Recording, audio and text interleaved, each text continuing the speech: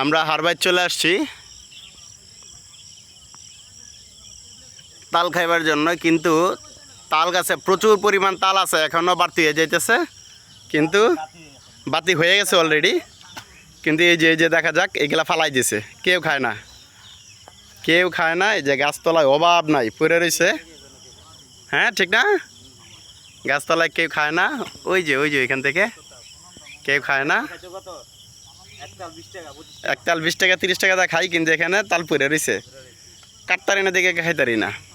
যদি কাটতাম তাহলে ঠিক খাইতাম। হ্যাঁ,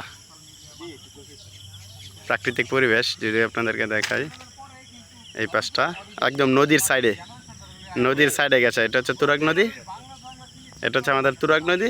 তুরাগ নদীর পাশে হচ্ছে যে ভিলেজটা, এই যে তালগুলা।